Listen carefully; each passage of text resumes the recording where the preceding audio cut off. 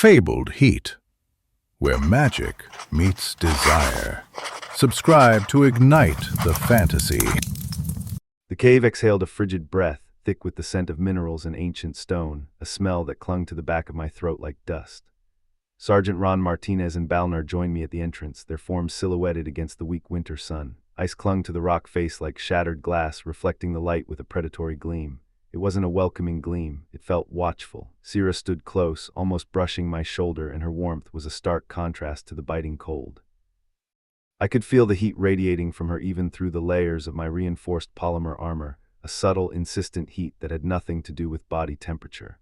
One hand rested on the pommel of her sword, her fingers tightening around the worn leather. The pressure of her grip was subtle yet undeniably present, a silent promise of strength and a hint of something more. Gods, she was breathtaking, even encased in steel.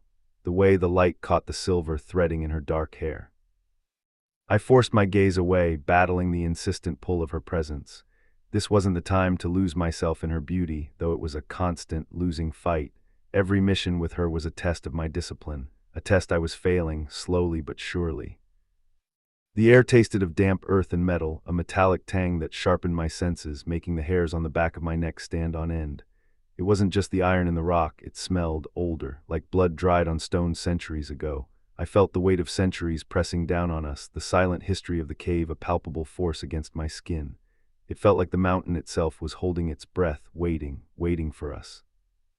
"Cheerful place," Ron said, his voice lacking its usual resonance. He was attempting levity, but the cold had a way of silencing even the most boisterous spirits. He shifted his weight, the sound of his boots crunching on the frozen ground oddly loud in the stillness. No tracks, whatever in there either flies or hasn't been outside in weeks. He blew on his gloved hands, trying to restore some feeling to them.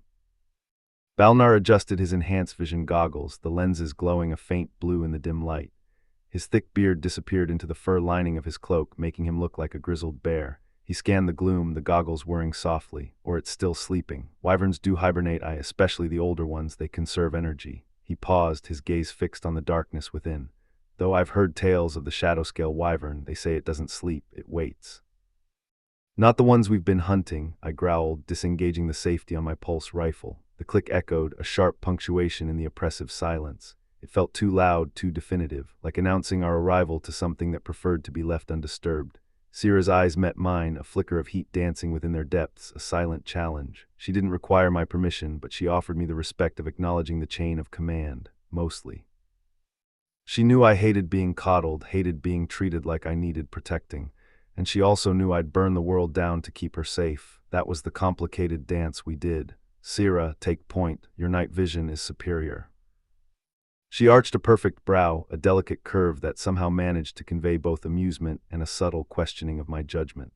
"Are you certain, Captain? Your thermal optics are quite effective, even in these conditions." Her voice was smooth, like polished obsidian, and carried a hint of a melodic accent from the northern territories. It always had that effect on me, smoothing out the rough edges of my anxiety, stirring something inconvenient. "Positive," I replied, keeping my tone deliberately neutral. "I want you to assess the initial chamber for structural weaknesses. Balnar and I will cover the flanks. Ron, you're with me." It wasn't entirely a tactical decision. I needed to be close enough to ensure her safety, but far enough to maintain some semblance of control. And Sera, report anything unusual, anything at all.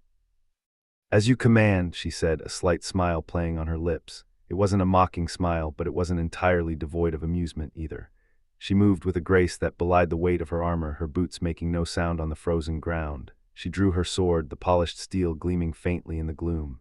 The blade hummed with a barely perceptible energy, a testament to the ancient runes etched into its surface. It was a family heirloom, she told me once, passed down through generations of her warrior clan. I remembered the way her fingers traced the runes as she spoke, her voice hushed with reverence.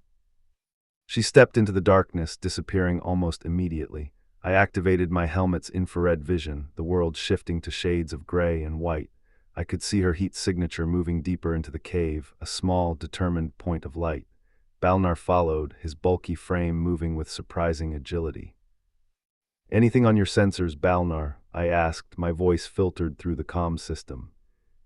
"Nothing yet, Captain, just a strange energy signature, faint but definitely present. It's emanating from the heart of the cave, feels old, very old," he paused, "and unsettling." Unsettling how?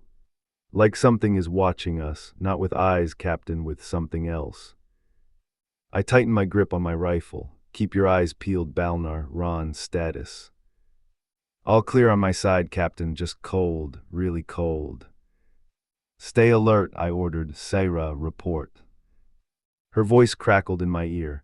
The chamber opens into a large cavern. The ceiling is at least 50 meters high. I'm detecting significant structural instability. There are cracks in the rock face, and I can hear water dripping. It smells stagnant, and there's something else, a faint scent like ozone.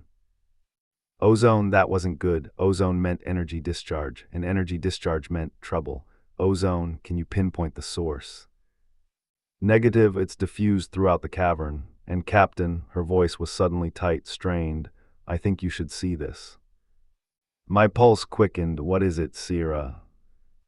A long silence followed, broken only by the static of the comm system. Then her voice, barely a whisper, it's a nest, a massive nest, and it's not made of branches and leaves, it's made of metal and bone. I exchanged a look with Ron and Balnar. The cold suddenly felt a lot colder. The weight of centuries pressing down on us felt a lot heavier. This wasn't just a wyvern's lair, this was something else entirely, something ancient, something dangerous, and I had a feeling we were about to find out just how dangerous.